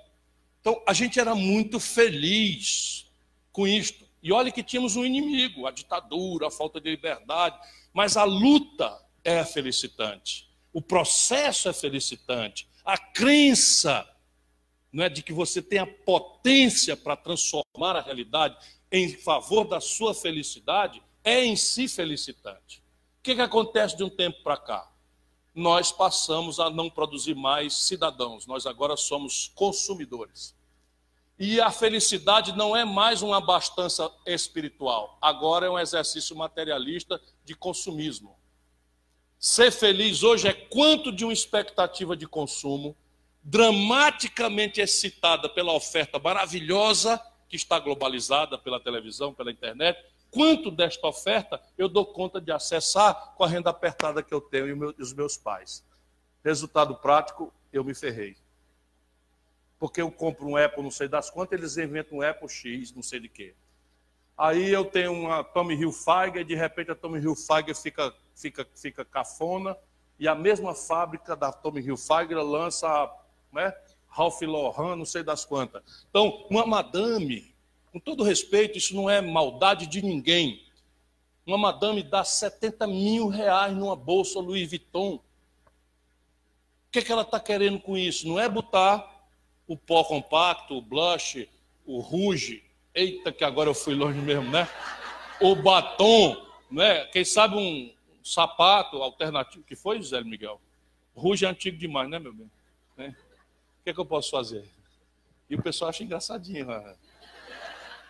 Então, veja bem, ela não está querendo um volume de 2 litros para botar as coisas dentro. Ela quer um símbolo de distinção social que atire do anonimato, da massificação, da destruição do individualismo, da respeitabilidade da pessoa. O que ela está querendo dizer na prática é: eu posso e tu não pode, mundiça. Né? É isso. E o jovem está nessa. Você imagina o que é um jovem da periferia, do Alto do Cristo, né? Dos terrenos novos, cidades Euclides, nas antevésperas do Natal. Vocês imaginam o que é a cabeça de um garoto vendo todo dia na internet e na televisão que o iPhone X só falta falar, que ele fala também, né? Que o tênis da Nike agora bota o cabo para voar e tal, e que a camisa enfim, Imagina a cabeça de um garoto, e pior, imagina a cabeça desses pais. Aí o traficante está ali dizendo o seguinte, quer R$50 para distribuir. R$50 a diária, R$40 a diária. Fala os plural, né? R$40 a diária aqui em Sobral, para você distribuir crack. Para fazer a polícia matar um e tal, e fazer de conta que nós estamos reprimindo a droga, enquanto o chefão da droga, como está demonstrado, mora na Barra. Vizinho ao presidente da República. Isso é só uma coincidência, não sejam maliciosos. Né? Não, nesse caso eu quero crer, francamente, que é só uma coincidência mesmo, mas é azar pra cacete, isso não é... Então, repare, o grande problema, então, da juventude é isso, essa crise existencial, que vai ser resolvida como? Com uma reespiritualização da humanidade. E isso não é religião, estou falando. Isso significa o quê? Significa que os estetas, os políticos, os artistas, os intelectuais, temos que nos esforçar, menos pela retórica e mais pela exemplaridade, para transitar de volta à busca da felicidade do campo do consumismo para o campo espiritual da compaixão, do amor, da solidariedade, do apreço à terra, né, e a sua finitude, que a terra está agonizante com o nosso jeitão de consumir. E isso pode começar de um jeito muito prático, conciliando já no primeiro momento com o ato de consumo, que hoje é guiado por uma pergunta: quanto custa? O que mais outro posso fazer? Se eu quero uma coisa e o dinheiro é pouco, eu vou fazer como elemento central da minha decisão de consumo a pergunta: quanto custa? Que tal a gente começar a fazer 3 perguntas? Quem pode? Quanto custa sempre será uma pergunta. Segunda pergunta: a quem aproveita comunitariamente o meu ato de consumo? Aí eu talvez comece a topar comprar uma coisa menos bem ajambrada, um pouquinho mais mal ajambrada, mais cara, um tiquinho que seja, porque aquilo gera emprego no Jordão, no Desterro, no Baracho, e não nos Estados Unidos, em Wisconsin, ou na província, na Provence e na França. Terceira pergunta: o meu ato de consumo é amistoso à terra, na origem e no rejeito? Se eu faço essa terceira pergunta, eu entro no supermercado, tem acolá uma prateleirinha miudinha de orgânicos. O tomate é mais feio, é mais caro. Mas, porra, esse tomate é feito ali, né, no Olho d'Água, no Rafael Arruda, e não usa agrotóxico. Então, que tal eu tomar a decisão de comprar um pouquinho mais mal ajambrado, um pouquinho mais caro, porque eu vou dar um emprego, uma renda para o meu comunitário e vou fazer do meu ato de consumo um ato amistoso na origem e no rejeito ao planeta Terra. Isso é uma coisa bem praticável que a gente já pode começar nas creches e na pré-escola. Todas as crianças brasileiras podem aprender e no dia que eu botar a mão no poder, assim que vai ser como lei de diretrizes e bases da educação.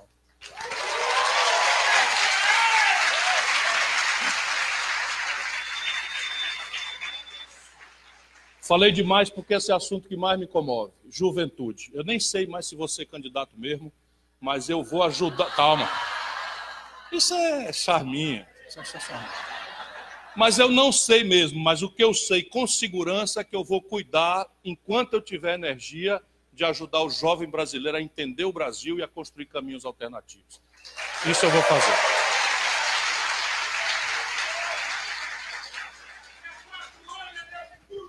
Moleza. Bora, negado. A próxima pergunta aí, mais facilzinho. Pronto. Professor, boa noite. Tiago, trabalho na área ambiental. E já fazendo um gancho com a sua fala final e um texto também da sua palestra, também antes agradecer aí a oportunidade dessa aula, parabenizando aí também o professor Luciano Feijão por esse momento que é de grande aprendizado. Como é que a gente pode pensar, não sei se seria um excesso nesse momento tão crítico que a gente ou seria nesse momento que a gente está vivenciando, se seria pedir muito a gente discutir um pouco sobre essa sustentabilidade que o senhor falou agora nessas últimas 3 princípios que o senhor colocou.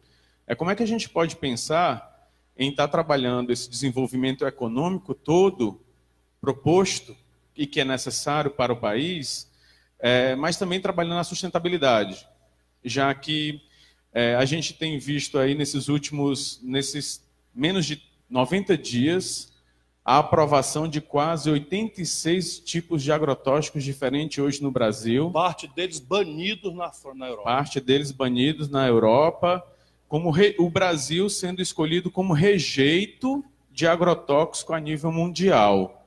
Como é que a gente pode pensar, além desses agrotóxicos, dessa cadeia produtiva a nível de Brasil, que tem um potencial agropecuário gigantesco, uma área territorial, um clima, vários tipos de climas diferentes que dá para produzir vários tipos de produtos e, ao mesmo tempo, intercalar outros processos produtivos com essa pegada mais ambiental? Essa é a minha pergunta e lhe parabenizo, fui seu eleitor. Muito obrigado, é uma honra. Veja, de novo, toda pergunta inteligente, ela já traz a semente da resposta. Qual é a questão que eu posso aproveitar da sua inteligente pergunta? É, de novo, uma militância.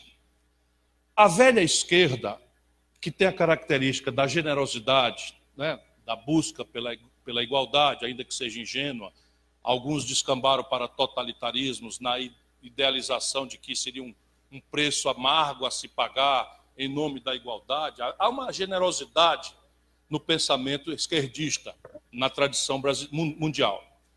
O que aconteceu, entretanto, com a tal queda do Muro de Berlim e a esmagadora prevalência do dogma neoliberal, felizmente já bem desmoralizado pela crise de 2008? A velha esquerda perdeu o rumo, perdeu o norte. Então não há mais uma praxis que bastaria eu aprender, que era o caminho revolucionário, o marxismo-leninismo, ou o caminho da social-democracia, e tal, em que havia ali quase um manual de bolo, de como fazer para emancipar as nações, produzir o novo homem, eliminar as desigualdades, a injustiça, estabelecer a paz e a igualdade, a tolerância, que são os ideais que, acredito, a maioria de nós cultivamos. Ao perder a velha esquerda, esse norte orgânico, holista, deu-se um fenômeno muito grave mesmo, que não é mal intencionado, mas aperfeiçoa o neoliberalismo. Aliás, são dois fenômenos. O onguismo, que quer substituir por iniciativa privada, que seja de boa fé, como a maior parte é, aquilo que é tarefa pública. Não dá conta. O Greenpeace não vai resolver o problema ambiental brasileiro, não há a menor chance. Compreende? Porque não tem hegemonia moral e intelectual, e especialmente no ambiente onde ele está atuando. Pois é, ele chega na Amazônia, que eu conheço muito bem, os caras têm raiva. Tem raiva, porque a lógica lá é o seguinte: uma geração, que ainda hoje é pai da geração que está ficando, que é adulta hoje, portanto, foi ontem, o nordestino, o gaúcho, foram chamados a ocupar a Amazônia. Veja como o nosso país é. 40 anos atrás, o governo, na ditadura, chamou os brasileiros a ocupar a Amazônia. O lema era integrar para não entregar. Certo? E qual era o princípio? O princípio era mega obras de infraestrutura transamazônica, e o cidadão que quisesse um pedaço de terra tinha que mostrar a fotografia de que desmatou o terreno para poder merecer o papel da terra que vai fazer.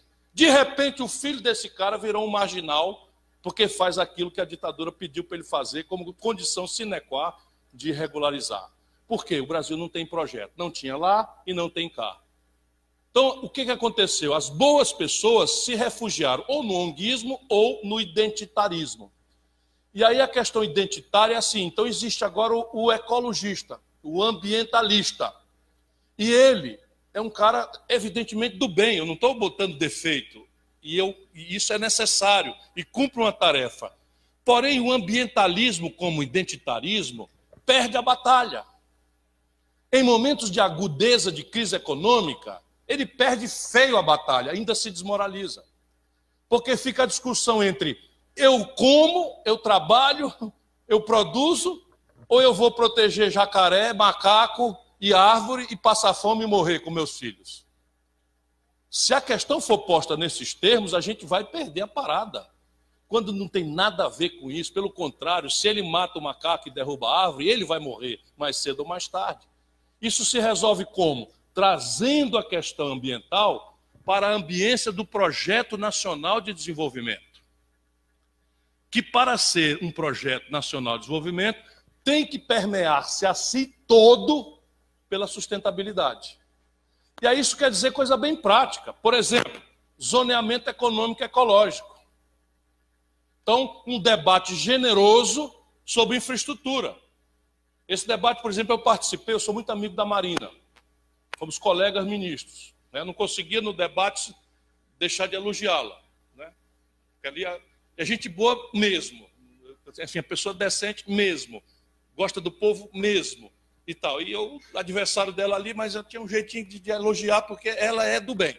Pronto, falei igual assim a minha filha fala, é do bem, pai. Ela é do bem. Pois bem, a Marina sofre um pouco desse identitarismo. E aí eu me lembro de um projeto de infraestrutura chamado BR-163. A BR-163 liga Cuiabá a Santarém, no Pará, Cuiabá, no Mato Grosso, a Santarém, passando por um porto chamado Miritituba. Este eixo de logística, uma BR-163, faz com que a soja brasileira chegue no mercado americano mais barato do que custa o americano produzir. Portanto, é um vetor de logística desejadíssimo pelo entorno todo, seja do mega agricultor, seja do pequeno agricultor e das comunidades indígenas, por exemplo, porque eles estão ali sem acesso. E o Lula, com todo abacaxi que tinha, me chama e diz assim, resolve isso para mim. Vamos fazer essa BR, eu, ministro da Integração Nacional. Eu digo, vamos, é para fazer? É. Presidente, você vai me permitir? Eu vou precisar de um tempinho para convencer a Marina. Não adianta a gente brigar, vencê-la, porque isso aqui eu tenho condição de mostrar para ela. E aí fui para a Marina deu um pulo lá, mas Ciro nem pensar. De Marina, calma, não dê sua opinião agora, já pedi um tempo ao presidente, não tem pressa, vamos comigo lá. Vamos fazer um conjunto de viagens lá na região. Aí pegamos um avião da FAB, desci lá em Lucas do Rio Verde, e aí fui visitando. E a negada chegava e tem que fazer, tem que fazer, tem que fazer, e os índios tem que fazer, e o pequeno agricultor tem que fazer, e o sem terra tem que fazer, unanimidade tem que fazer. A Marina, opa, porque ela é assim, opa, Ciro, tem como fazer uma estrada sustentável? Porque todo mundo me diz que se fizer a estrada vão depredar a floresta. Não vai não. Nós vamos declarar de utilidade pública todas as áreas contíguas à estrada e vamos fazer a estrada e proibir, a não ser em bolsões que nós vamos regular, né, as infraestruturas coadjuvantes do processo, tipo galpões, não sei o que e tal. Pois bem, conseguimos aprovar, ela licenciou. Depois você tem uma briga que não deu para licenciar, mas ela acabou licenciando, Belo Monte. Então a matriz energética mais limpa e barata do mundo é a brasileira, porque é de base hidráulica. O que é base hidráulica? Nós usamos a força motriz da água para mexer com palhetas que geram energia. Portanto, não é uso consultivo. Nós não gastamos água, nós não emitimos carbono, nós não usamos combustível fóssil para gerar energia. Só a força motriz da água passando nas turbinas, e isso faz da energia brasileira a mais barata e limpa do mundo. Resultado prático, se isto é verdade, nós estamos condicionados a um silogismo. Nós estamos condicionados à hidrologia, que foi desenhada por Deus, né, ou pela natureza, aí, ao longo de milênios. Na hidrologia, nós estamos adstritos ao lugar onde tem carga, ou seja, onde tem aclive e declive, que é para a água correr com força suficiente. Aí você sabe exatamente onde é que tem que ter a usina hidráulica. E aí tem que correr lá e mitigar os efeitos e tal, etc, etc, mas tem que ter energia, não pode faltar energia. E o Brasil assistiu o seguinte debate, os ambientalistas contra e os energéticos a favor. Isso não funciona. Tem que botar o energético para dizer como mitigar a questão ambiental, isso é que é desenvolvimento sustentável. E botar o ambientalista para dizer como gerar energia a preço módico, porque também dizer célula de hidrogênio gera energia, mas o povo da favela paga? Não paga. Então esse é o caminho, é permear não como identitário, mas como um eixo, não é, interinstitucional, todo o modelo, zoneamento econômico e ecológico, o que pode, o que não pode, usar de preservação, populações tradicionais, biomas, etc, etc, etc. Tudo isso é praticável. Teremos agora a última pergunta, por favor.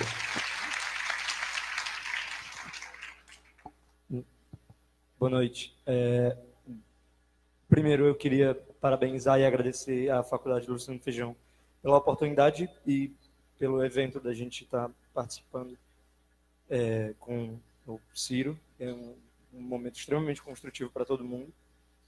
E eu queria parabenizar o Ciro pelo movimento que você construiu no país todo, belíssimo, que colocou tanta gente engajada em objetivos tão bonitos e colocou tanta gente boa em um congresso tão bagunçado que a gente tem hoje. E beleza. Meu nome é Arthur de Moraes, eu sou estudante da Universidade Estadual Vale do Acaraú, de Direito. Você é de Groaíra? Não, eu sou daqui mesmo. E sim. Eu queria puxar o assunto que o Iago trouxe, mas puxar aqui para o nosso terreiro. E queria ouvir a tua opinião e a sua perspectiva. O que você acha que a gente pode fazer para melhorar a situação da nossa universidade e melhorar a efetivação de um plano de interiorização do ensino superior? Porque, como pegando o gancho da sua fala, a universidade é um dos fatores mais essenciais para o desenvolvimento de qualquer nação. E eu acho que colocar essa subsidiariedade na universidade dentro da população é essencial para que isso aconteça. Mas isso tem se mostrado extremamente difícil para o estudante, para o professor. Eu sou monitor de sociologia de um professor voluntário na universidade. Isso é muito difícil de se executar. Qualquer projeto de pesquisa com os alunos, qualquer projeto de extensão com os colegas, isso não é má vontade do corpo administrativo, isso é de uma série de outros fatores. E eu queria ouvir a tua perspectiva e ouvir quais são as soluções que tu consegue apresentar para isso. Obrigado. Obrigado. Eu estou tendo sorte porque as perguntas são todas inteligentes e já se respondem. Veja, o que nós precisamos fazer para responder a isso, que você está colocando com a maior lucidez, é estabelecer responsabilidade, custo e prazo. Quem faz o quê e quanto custa, em qual prazo será executado. Qual é o papel da iniciativa privada, qual é o papel do setor público. E aí você tinha, no meu programa, tinha algumas questões bem práticas. Por exemplo, a meta é atingir o padrão colombiano. O padrão colombiano é o seguinte: 42% dos garotos de 18 a 25 anos estão na universidade. No Brasil, 16%. O setor público sozinho não vai dar conta. Por isso que eu considero extraordinariamente meritocrático um homem como o professor Luciano Feijão, e expandindo e se preocupar com qualidade e tal. E o governo deve tensionar o setor privado por qualidade. Mas eu não tenho nenhum preconceito contra o concurso. Não é? Evidentemente, nós temos que lembrar do aluno pobre, aí tem vários mecanismos para contemplar, mas o que nós precisamos fazer é expandir o ensino público superior no Brasil para padrões colombianos. Eu não estou falando padrão norte-americano nem europeu. Um padrão colombiano é absolutamente razoável, porque Cuba, por exemplo, que é um país mais pobre do que o Ceará, tem 68% dos garotos de 18 a 25 anos matriculados no ensino superior. Um dia a gente chega lá. Como? Isso é um absurdo. Então vamos começar agora por você. Qual é a pergunta? Dá o microfone para a jovem ali. De fato, só homem, né?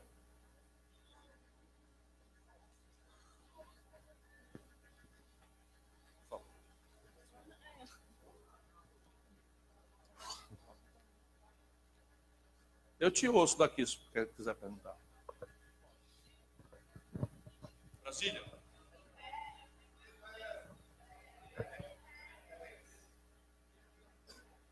Não, ela é de Brasília.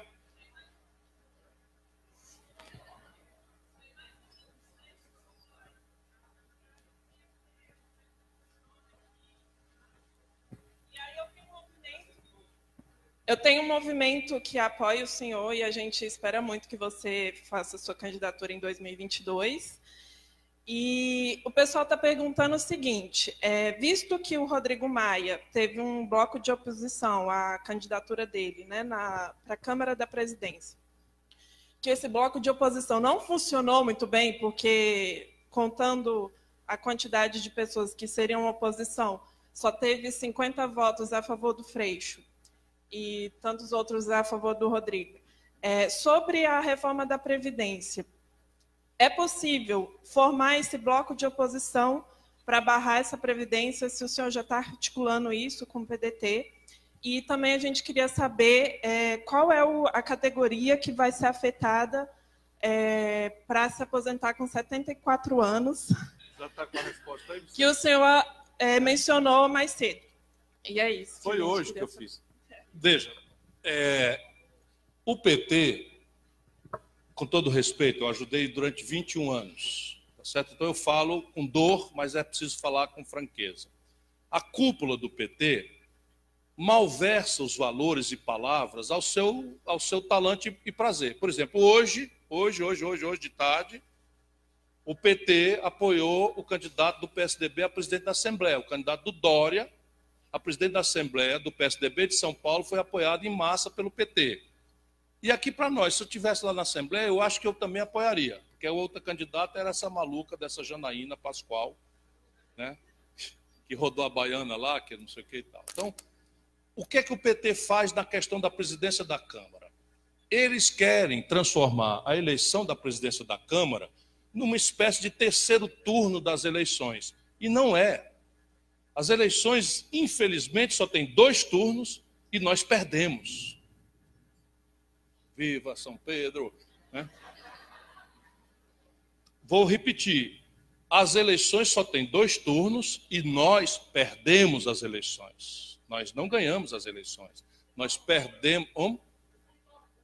Não orgulho não, eu queria muito ter ganho. Eu não admiti para ir pretinho para o inferno. Valeu, meu irmão. Mas estou dizendo só o seguinte, que nosso lado, nossa banda, eu, mais o Haddad e tal, mais a Marina, mais não sei o quê, perdemos a eleição. E a eleição da Câmara não é terceiro turno da eleição. É uma eleição que vai escolher a mesa diretora da Câmara, que pauta os projetos, que prestigia ou desprestigia iniciativas, tais como CPIs, comissões de inquérito, etc., etc., e as comissões temáticas, por onde precocemente, antes de ir a plenário, todos os projetos passam. Nós fizemos um cálculo, ora, nós perdemos a eleição, nós somos 130 deputados, a nossa turma toda, são 130 deputados em 513, e qual é o nosso papel? Pensei eu, redução de dano.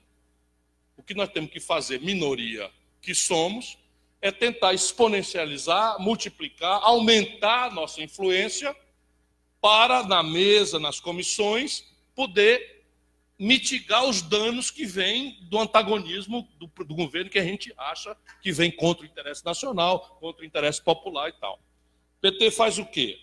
Na Câmara. Resolve, não, esse negócio de conciliar com o Rodrigo Maia é conciliar com o Bolsonaro, porque ele aceitou o apoio do PSL, e o Rodrigo Maia é corrupto, e não sei o que e tal, tudo isso para me criticar.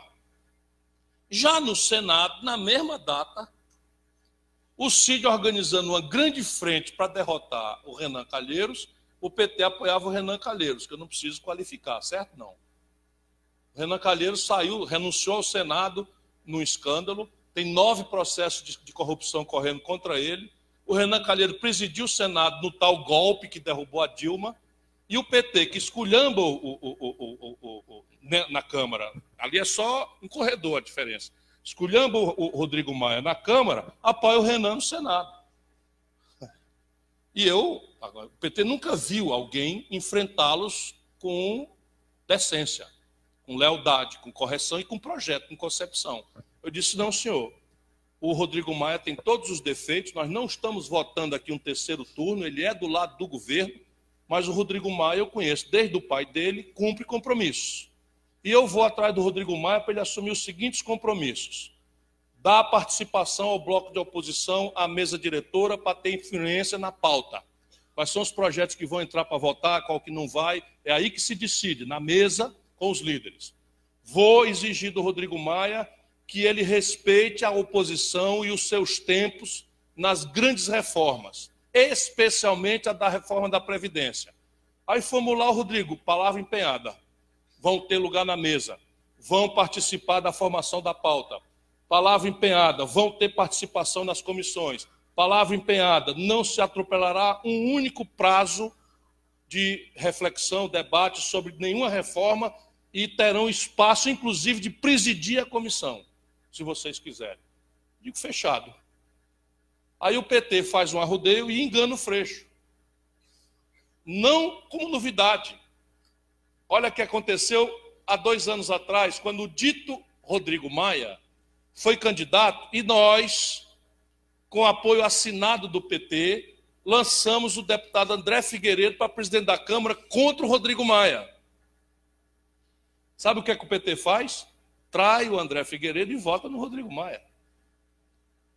Compreende? Então, isso é um jogo de adulto, não é um jogo de estudante. Não é que eu tenha desrespeito aos estudantes, ao contrário, eu venho do movimento estudantil. Mas estudante pode guardar as suas intransigências e deve. Nós não. Nós temos que ter consciência humilde que nós perdemos as eleições e o que nós podemos fazer no Congresso é atenuar o dano, é conter danos, é mitigar o efeito terrível da decisão da maioria brasileira de apoiar esse governo com seus valores e absurdos. Sabe o que aconteceu? Já começou a cumprir a palavra. Chegou a reforma da Previdência, o Rodrigo Maia, nós procuramos, ele disse assim, para tramitar a reforma da Previdência, tem que ter um juízo de admissibilidade da Comissão de Constituição e Justiça. Ela primeiro tem que dizer, esta emenda é admissível de tramitar. Coisa que nós conhecemos e que o grande público não é obrigado a conhecer, muito menos os jovens. Então fomos a ele e disse o seguinte, não pode fazer a reforma da Previdência sem botar os militares. E, portanto, o juízo de admissibilidade na Comissão de Constituição e Justiça tem que ser suspenso. Sabe o que ele fez? Suspendeu. Sabe quanto tempo nós ganhamos? 1 mês para ir estudar, deglutir, informar a população e tal. E o PT ficou falando só. Então vamos ver quem que está agindo. E vocês podem nos ajudar. Vem agora a comissão mista. Eu já falei da posse. Na posse do Bolsonaro, o PT não foi. O PDT foi. Aí não, o PDT está contemporizando? Não, isso é um gesto democrático, de respeito não ao Bolsonaro, mas aos 57 milhões de brasileiros que o elegeram. Aí o PT não vai à posse do Bolsonaro e vai à posse do Maduro na Venezuela. Qual é a explicação? Qual é a explicação? Qual é a explicação? Não tem explicação.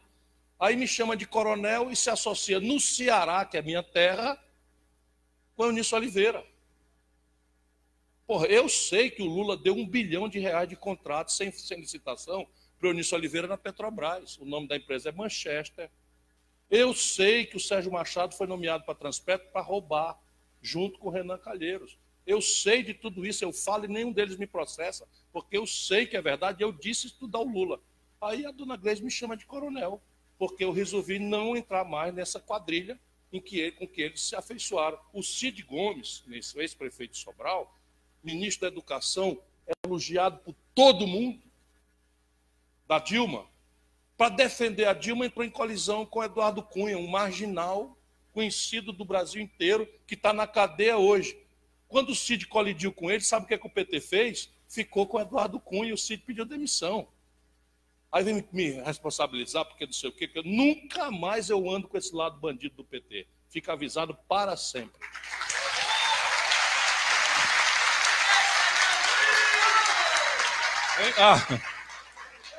Quem tinha novidade aqui, porque isso aqui nós estamos estudando, são 66 páginas a reforma da Previdência. É um livro complicado e acabou de chegar aqui a explicação. Espera aí.